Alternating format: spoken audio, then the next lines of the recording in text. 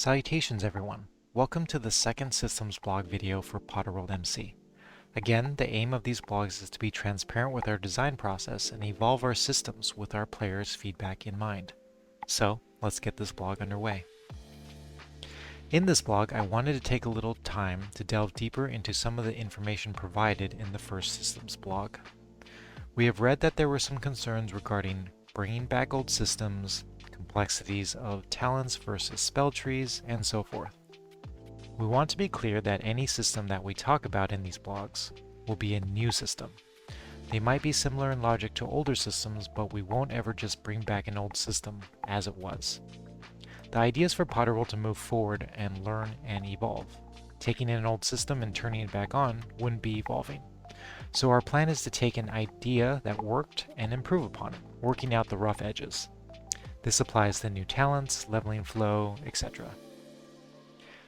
It is important to understand when an idea we have tried works and when it doesn't work, and be understanding and humble enough to recognize when something needs changing. This brings us to Potterworld's core systems and why changes are needed. This section is going to be about game design philosophy and where we can improve. Currently, we have many different aspects to our game. Gear, professions, spells, leveling, quests, mobs, dungeons, PvP, PvE, minigames, housing. The list is quite substantial. Despite having so many avenues for gameplay, our core systems don't function together as an ecosystem of design. What does this mean? It means our individual game elements don't fluidly work together and off each other to create a coherent game loop. Let's talk about some examples. Gear.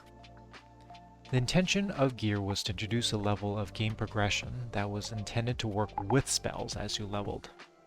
Seeing that we basically negated gear in some elements like PvP, it shows us that we didn't really execute on this philosophy 100%. If designed well, gear should work in PvE and PvP.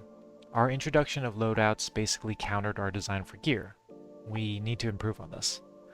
With the fantasy of gear, we have long felt now that the gear and player power have been a little misaligned. Being that currently for PvE, if you remove gear and you are a max level player, you basically revert to the feeling that you are limited on your power with feeling a little bit weak without the gear. We would like to change this philosophy in the future to something less reliant on gear for power progression, but more so focused on protection. Intended design. For gear, gear was initially meant to support power progression opposed to defining it. Currently, as stated before, without gear one cannot progress in the game. It is a hard gate that stops players from being able to enjoy the content at the pace they choose. They usually get stuck in a zone, waiting for a certain piece of gear to drop, etc. Gear is also very difficult to balance as it is right now in PvP, so we negate it during player versus player content. This undermines even having gear for that avenue of gameplay. Our goal with gear is to change it to a supporting element that allows a player to customize their defense values and not have it define their power values. For example, wearing fire protection robes to fight a fire dragon. The robes won't contribute to your power, but will protect you from the flames. Moving on, we can talk a little bit about professions. Professions was designed to support leveling, combat, and activities of the players. Because they are considered unnecessary at this moment and a bit superfluous, we have also not delivered on this core fantasy. Adjusting our gameplay so that professions would be actually useful and or necessary would help us fulfill this philosophy moving forward. The intended design for professions was players were always intended to utilize the support of professions and the aid that potions, herbs, and the likes would provide to make leveling and combat easier. It was also meant as an alternative method to level via crafting. We fell short on this vision as players rarely participate in professions that is ultimately unneeded for content.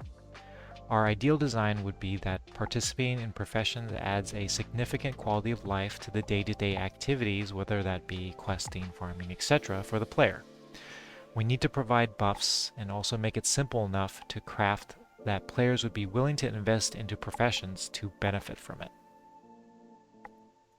Next, let's talk a little bit about talents. So talents in the old iteration spell trees is one of the systems we have iterated on the most, especially recently. We are content with where we are with how systems currently stands. However, when it comes time to adjust gear and the power values that affect it, we will also be making second looks at the talent system. The two systems are closely tied together. We like where talents are heading, but we also know that once we move power progression from gear and bring it into the leveling process, we will need to ensure that the talents provide players a way to fully customize their magic identity, whether that be healer, attacker, defender, or some sort of hybrid. To speak to the concerns about the complexities of talent trees and spell trees a bit further, we need to first look at spell trees. We felt spell trees limited the player's ability to build unique builds because of the nature of each spell tree skill affecting only one spell at a time and how there were linear paths to investing points further down the tree. We felt that builds were focused and forced down certain paths because of this. The design behind talents innately is more versatile because each point a player invests in a talent affects several spells at the same time, making the decision a little bit broader in how it could affect one's gameplay. We plan to take the system further in the future to provide even further depth and build variety. As with everything, we will ensure we do player testing with this as well to allow players to try out any new iterations of talents before we release it officially onto the server. Next, I want to talk a little bit about the economy. So, due to our professions and gear not really living up to the design we initially intended for them, our economy doesn't really revolve around the value of the materials in our game world. Instead, our market is saturated with valuable collectibles more than valuable goods, needing to play the game. We see this as a fundamental flaw in our design for our economy. The materials meant to bring value to professions are essentially unneeded and oversaturated, and since there's no need to even participate in professions, the economy suffers. We'll be putting focus into rectifying this in the future. For the intended design for economy, we must focus on crafting a system that will rely on the natural flow of materials, currency in exchange for the Potterworld economy to thrive. It will be imperative for us to design the professions, crafting, harvesting, and farming in a way that there will be a natural flow to obtaining, spending, and trading goods. We haven't delivered on that for our current system and are taking a good look into how to fix this. Quests, world content, and leveling. So in Revelius we released quests out into the world for the first time. However, it was our first time releasing this type of content for the purposes of leveling, and it is clear that we didn't release enough with enough side content to truly allow players to level to endgame in a reasonable time, and we released content that was a little bit more focused on grinding, mob killing, and material collecting rather than story and more interesting game puzzles. This is something that we want to spend a lot of time trying to rectify with our new towns and new upcoming content like reputations. However, we would say we didn't deliver fully on the intention of how quests are currently, and we want to take a look at that moving forward. For a little insight into the development of quests, we currently utilize several different teams to do so. We quickly learned that content design in form of quests and side quests was our most demanding type of work. Both learning the process and tech, which is quite complicated, and understanding the amount of time it takes to even design the simplest of quests, we learned that we would need a small army to fully fill every corner of our map with content. This is a large part of the reason why seemingly we move slower on the world content side. On top of this, we have been trying to also take some time to fix some of the content holes that were released with Revelius. That being said, we are still very excited to refocus our efforts into creating content that will be evergreen, meaning it won't go away onto the world. For mobs, bosses, and dungeons, we finally have dungeon tech, and we are still discovering the best ways to use this tech for the best experience. We feel as if we've only skimmed the surface. We have learned a lot since the release, and we will be integrating them more through the leveling experience versus only at endgame. We also want to lean more into dungeon gameplay so it can offer a fun, challenging, and repeatable game loop for players. Roleplay changes. I wanted to speak a little more about our decision to pass the torch of RP to the community. On Potterworld, I wanted to shift our focus to creating content that everyone can enjoy, whether that be RP players, PvPers, PvEers, etc. To also put some information in context, one unique thing about our RP events and quests was that we were trying to tailor it to our community, allowing the storyline to fluctuate and shift based on where players were taking it. It was a unique concept for sure.